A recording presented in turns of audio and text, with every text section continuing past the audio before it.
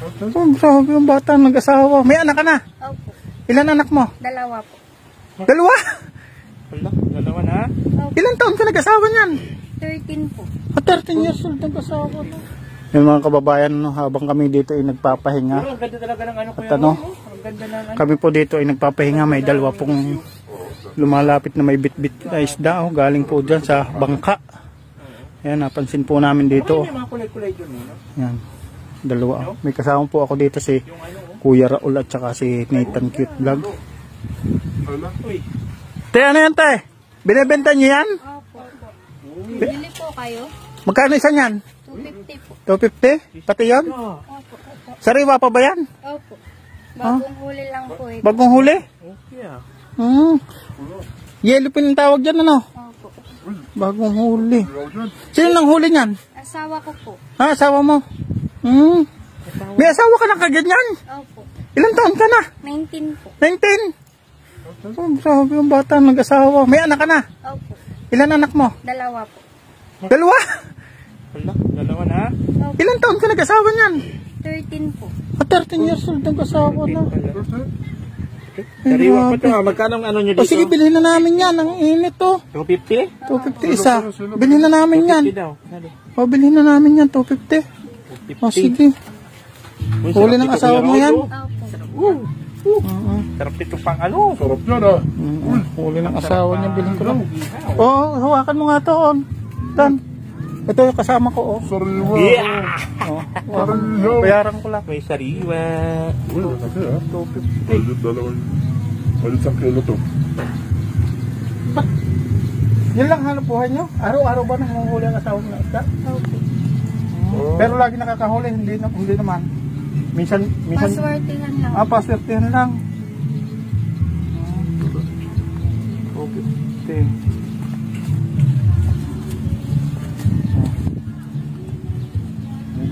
Oh, 500 yan. Yun po. Tapos, gatas mo anak mo?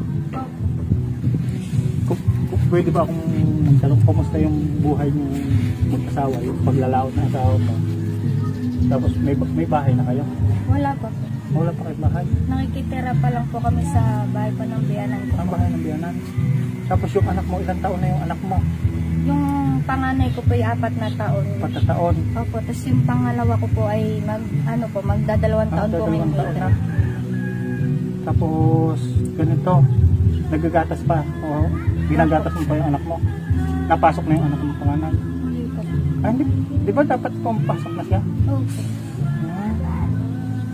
Anong bata dito nag-asawa tapos hanap buhay sa laot? Sino din naglalaot yung asawa mo? Asawa niya. Oh. Siyempre, ang laot, napakahirap. Yeah. Makahuli. Hindi, buti may nahuli ngayong araw na to. Opo. Ano na lang. Ito, nagsasakripisyo sila. Nakikitira lang sa bahay ng kanilang biyanan. Wala sila sariling bahay. Pero bilib ako sa batang ito, no? At marunong na tumulong sa kanyang asawa. Sa halip na ibenta doon sa Peaceport. Yan o, Peaceport po yan o. Nilalako na lang. Peaceport Peaceport na yun doon? May Peaceport po dyan, kaya lang. Yung mamimili doon, mas mura nilang mabibenta yan sa mamangka. Sa nagpapangkamura nilang mabibili. Mas mahal kung ilalako talaga nila. Yun yung ginagawa nyo pag may dumarating na tao dito, yung nagbibits dito, nilalapitan nyo, tapos binibenta nyo. Kasalokan po na. Alokin nyo. Sige, ganito na ha. Ako naman may pera pa ako dito. Ito. Sana makatulong to sa inyo ha. Wow! Sige ko na sa inyo, sana makatulong sa inyo yan. Wow! Pambili ng gatas ng anak mo o pambili nyo ng bigas. Ito ka, ano mo to siya?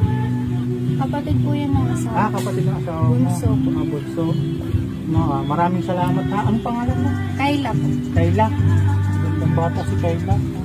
13 years old nag-asawa. Ang bata nag-asawa. Yun, napasok ka pa nung nag-asawa ka? Ano po? Nag-stop din po. Nag-stop. Okay. Maraming salamat sa inyo ha. Maraming salamat din po. At sana makatulong yan.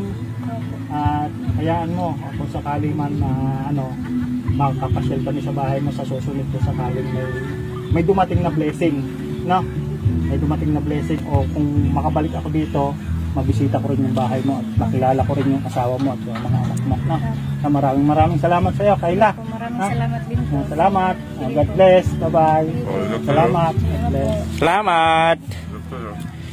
Maraming Grabe, salamat ang po mga lupit. kababayan. Antig po ang puso ko no, dun sa 13 years old pa lang nag-asawa na at ito nga naglalako ng isda, no? Yung huli ng Pwede kanyang mong asawa. ipayo dun sa mga dalaga ngayong wala pang asawa, yung mga bata pa na maaga din nag-boyfriend. Ang ano ko lang po sa kanila ay Mga kababayan, papasok na kami ng entrance ng Dalampasigan. Dito natin yung sila nakita kahapon, di ba? Oo.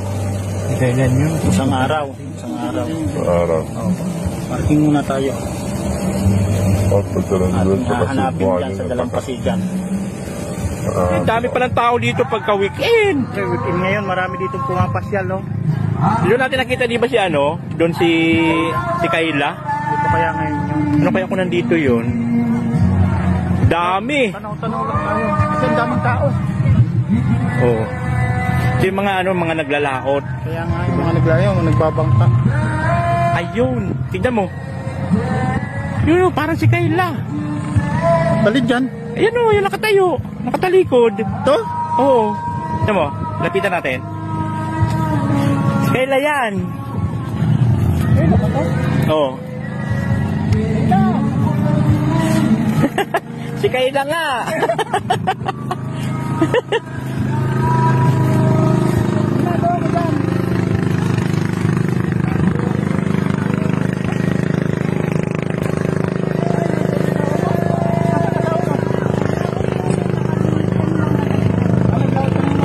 Kanina ka pa dito? Ang yung kasama mo, yung isang babae.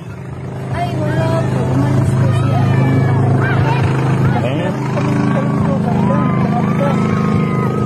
Yan ang interview ko sa mo. Wala lang muna.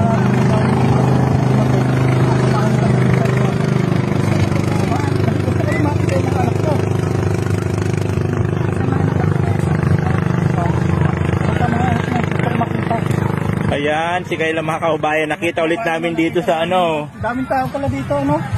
Daming tao. Ayun din po talaga. Dayun pala. Tara, punta natin doon sa kanila. Punta natin. Punta tayo doon sa inyo. Sige po. Ha? Okay lang na makapunta kami sa bahay niyo. Opo, okay lang. Ano yung asawa mo? Balikan mo na lang dito. Tara. Tara ka, baka umulan pa oh. Ano bang oras na lagi dumadating niyo? Tanghali? May time po na panghali. Dito sa ano, parang nagpapakasakali na lang na tuba ako nakagad yung asawa mo. Dito tayo doon sa ano, sa inyo. Sige po. Okay, patayin ko na to. Mga kababayan niya si Kayla, oh. Nahatid kami sa tahanan niya. Yan po yung ang grocery na para kay Kayla. Tsaka yung bigas.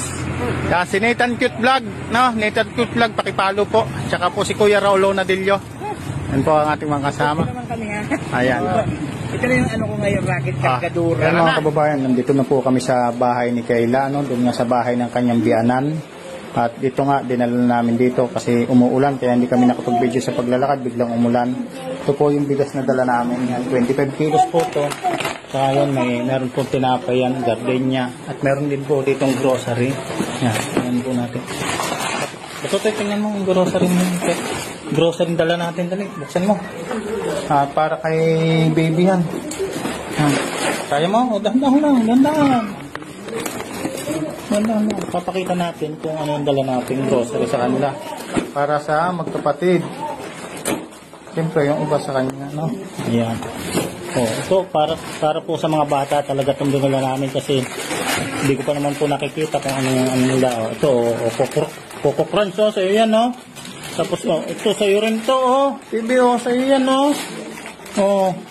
Sa iyo, dami, no? Ito sa iyo rin to. Marami. Meron pa ito. Sa iyo rin to. Dami. Sa inyo yan, no? Ito yung gatas nyo. Yan yung gatas, no? Ayan, ang daming gatas. At meron pa po dito. Marami pa po dito. Yun. Meron din dito yung juice. Bumili din tayo juice sa akong bata. Kasi bata po yung talagang priority natin. Ang mga bata. At siyempre kay Kayla. Ito pa, may hansel pa rin dito. Kaya meron po dito noodles ng mga kababayan.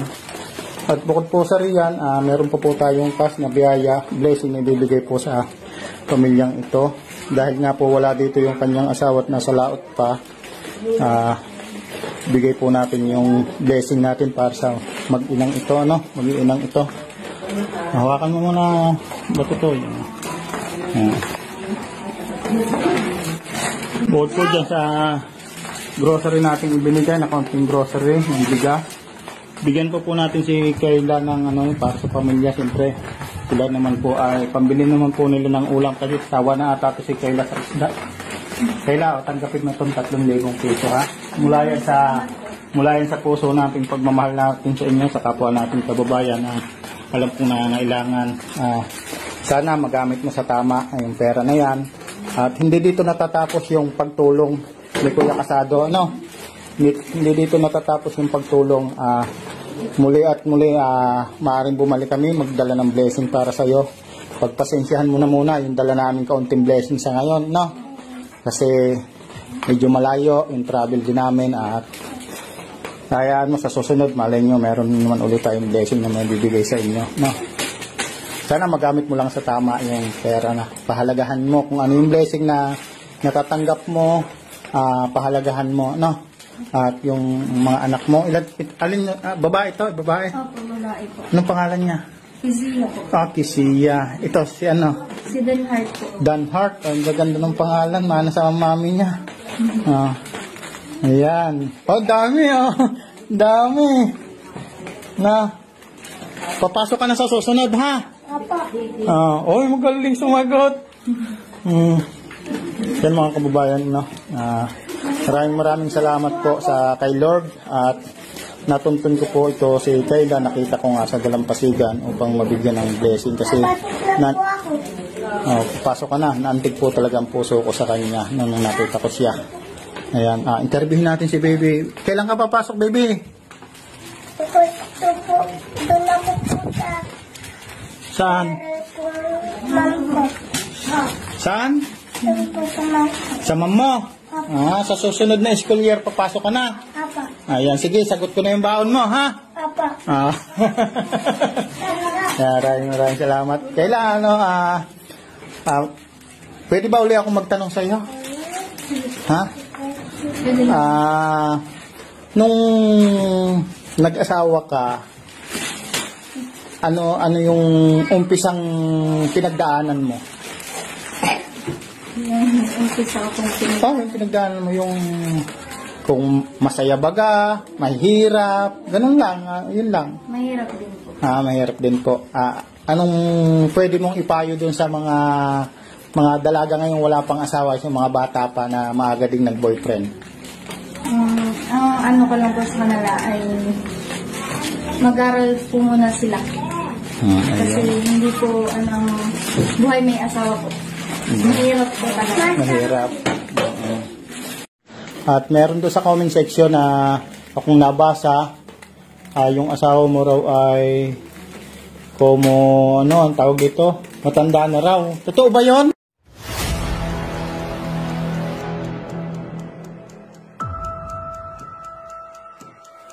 Ayan mga kababayan, pagpatuloy po ng ating kwento dito sa kay Kayla, may ilan lang po tayong katanungan kay Kayla siyempre sa buhay niya, buhay may asawa, na napakabatang ina na nag-asawa, may dalawa siyang anak. At ngayon nga, siyempre, kita natin, malusog yung kanyang mga anak, ang kababayan. At hindi na papabayaan, sa tingin ko pa lang, hindi na papabayaan kasi malusog sila. Kaya doon pa lang natutuwa na ako sa pag-aalaga ni Kayla, pag-aaruga nilang mga pamilya. Siyempre, katulong siyempre dito sa pag-aalaga, pag-aaruga, ang kanyang bianan, yung bianan ni Kaylang lalaki at babae. Siyempre, katulong sila dito at dito nga sila naninirahan. Kaya ako, unang-una, papasalamat ako sa pamilyang ito, sa bianan ni Kayla kasi nandito sila at sila ay talagang ginagabayan sa pamumuhay nila bilang mag-asawa. Kaya doon pa lang, nagpapasalamat na ako sa Panginoon na talagang may nakatutok sa kanila kung paano yung buhay nila. Kaya ito si Kayla, may ilan lang ako. Kayla, handa ba? May ilan lang ako tanungan. Tulad nga nung naputol nating video, yung tanong na ilang taon na ba yung asawa mo? Ayun, 21 years old po yung asawa niya, ano, mga kababayan. At bilang mag-asawa, simula nung nag-asawa ka, ano yung hirap na talagang pinagdaanan mo nung una? Doon sa nagka-baby ka na? Mahirap po. Tulad po sa mga gastusin po. Diba, nung una, mahirap. Kaya lang, paano nung dumating na yung, naging dalawa na yung anak mo? Mas lalong mahirap. Mas lalong mahirap. Pero, pasalamat tayo at nandyan yung biyanan mo na nakaalalay din lagi sa'yo. Kaya pasalamat tayo, ano? Kasi tumutulong. Kaya pasalamat tayo sa mag-asawa sa biyanan na nito. At yung trabaho naman ng asawa mo, di ba ngayon, hindi ka ba nag-aalala na nasa laot pa? Hindi ka ba nag-aalala sa kanya? Nag-aalala po. Kasi po, mahirap po yung kanyang trabaho. Lalo po sa lahat. At ito nga, yung nag-aalala. Minsan iba sa paglaot niya, may aberya bang nangyari sa asawa mo nung naglalaot niya ng karaan? Meron Meron po sa Batangas po yung nangyari. Sa Batangas nangyari? Malayo pala yung naabot ng paglalaot ng asawa mo. Isipin niyo, ganun po kahirap ang trabaho ng asawa niya sa laot, no? At minsan na pala siya nagkaroon ng trahedya. Ano nangyari ko sa trahedya yun? Yung pagkakaano po is nabangga po yung bangka nila ng malaki pong So, buti safe ang asawa mo na nakauwi sila ng ligtas, no? nakauwi po silang nagtas. Wala naman pong Ngayon ka, masaktan. Bangka lang talaga. bangka lang po yun. Yung mga kababayan, yun yung istorya sa paghahanap buhay ng asawa niya, no? At nagsasabi na may nabasa tayo na siguro daw may edad na yung asawa ni Kayla. Hindi naman po ganun po, no? Bata pa rin po pala ang asawa ni Kayla. At 21 years old, di ba? 21 years old po ang asawa ni Kayla ngayon. At si Kayla ngayon ay 19 years old. At ang panganay nilang anak ay 4 years old. At ang bunso ay 2 years old, babae, panganay, lalaki. Ayan. Kaya ito mga kababayan, si Kayla po ay maayos at hindi ka na nakapagpatuloy ng pag-aaral, di ba? Pero wala ka nang May plano, gano'n pala. Pero kailangan po ako. mahirap, no? Kasi mag-aaral na rin. Tapos, kung mag-aaral ka, siyempre, mangyayari niya, mag-aalaga ang biyanan mo. Siyempre, tapos ikaw nag-aaral, mas malaking gastos, no? Kaya, ipon-ipon muna sa, siguro soon, kung sakaling swertehin yung asawa mo sa pangingisda o may mga blessing na dumating, siguro, makapag-aaral ka pa, no? Ano lang, lagi lang tayo mag-pray kay God. Ano mang problema dumating sa buhay natin, lagi natin isa puso na mayroong nakatingin sa atin at tayo ay gagabayan niya sa anumang pagsubok sa atin, lagi ka lang manalig sa Kanya. Lahat ng problema ang binibigay sa atin ng Panginoon may kalutasan. Huwag kang maniniwala na ang problema ay magiging problema mo habang buhay. No? Kasi ang problema may kalutasan yan. Anumang hirap na ating nararanasan, may kaluwagan darating. Kahit anong hirap na ating pagsubok, meron at meron nagagabayan sa atin.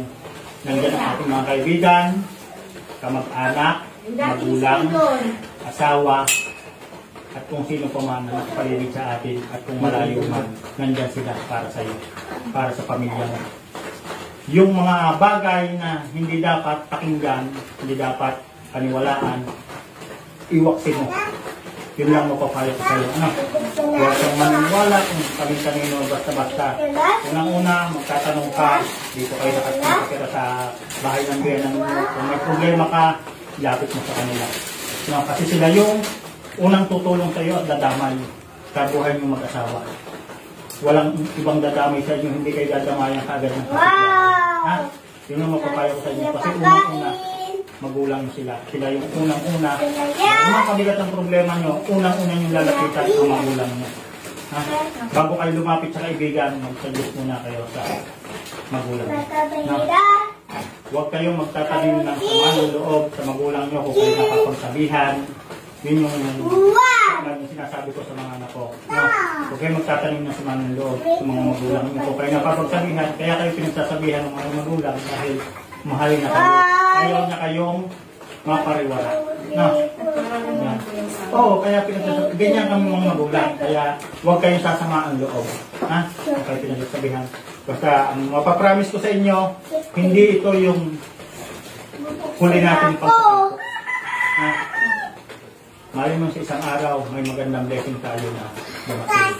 Hindi man natin inaasahan kasi si Lord pa rin ang magpuprovide niyan at magdadala para sa inyo.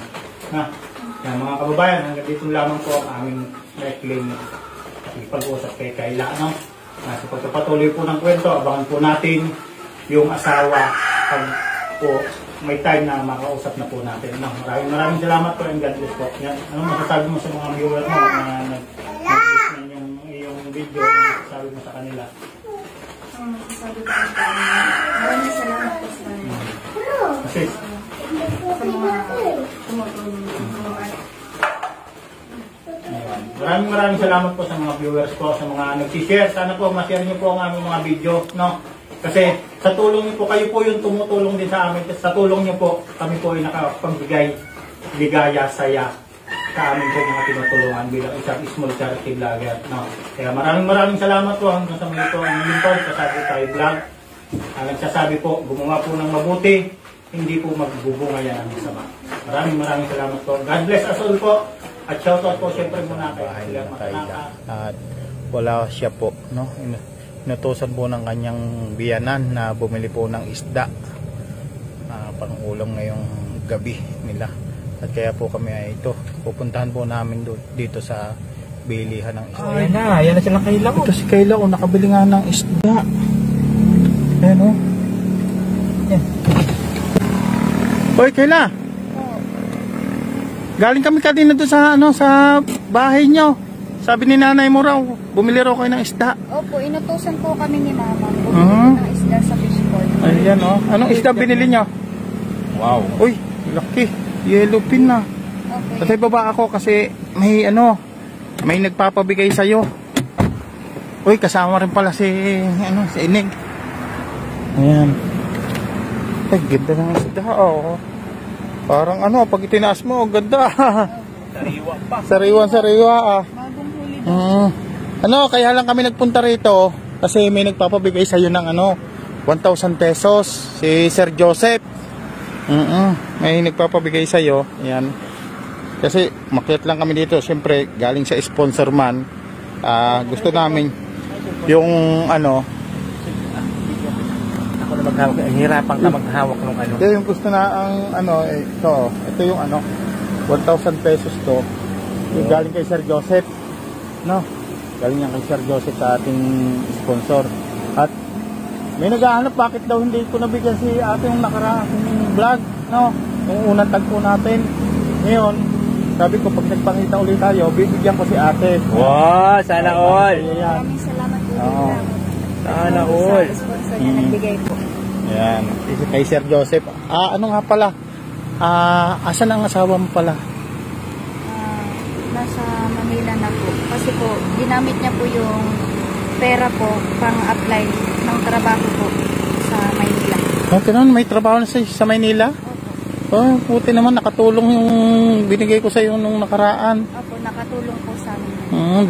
Hindi ka na ngayon na mag-iisip o nangangamba pa pag naglalaot siya. Kasi iba na yung hanap buhay niya. Opo, iba na po. Ayan. Ay, may naghahanap pala sa asawa. Pwede ko pa rin makita yung picture man lang ng asawa mo kasi hindi ko pa rin nakikita yung asawa mo. Opo, pwede. Saan? May picture ka dyan? Opo, ito po. Ay, gwapo naman pala ito, oh. Gwapo pala, oh. Picturean ko. Ito po. Picturean ko muna yung Ayan. Gwapo pala yung kapatid mo. Yung asawa mo. Bagay na bagay pala kayong dalawa. Ayan. Hindi matanda. Hindi po. Kala ko matanda nga itsura pero siyempre hindi naman natin alam sa comment section lang yon. Yan, napakabata pa pala ng asawa ni Kayla. Napakagwapo pa rin at pogi, Bagay talaga kayo. Kumusta naman yung mga anak niya, yung dalawa? Okay lang po sila. Ayun.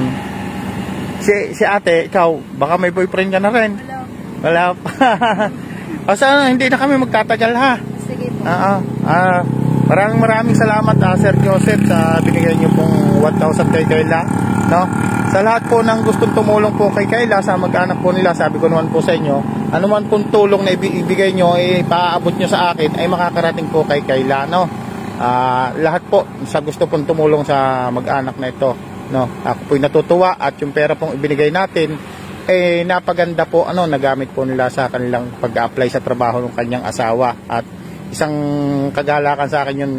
Natutuwa ako sa ginawa nila. Ngayon hindi na po si Kayla nag-aalala sa kanyang asawa. Sa paano hatid dami kayo o diretso na lang kami? Malapit naman sa inyo na dito, di ba? Malapit lang. Sige. Maraming salamat po. Sige, okay. Lalo na po Okay, sige. Salamat. Ayan, maraming salamat. Okay. Thank you, bye-bye. Yan, pauwi na po sila. Bye-bye. Yan, maraming salamat po and God bless po sa inyong lahat. Shoutout po kay Ate Lerma Tanaka. Ganun din po kay Kuya Bal Santos Matubang. God bless, bye-bye.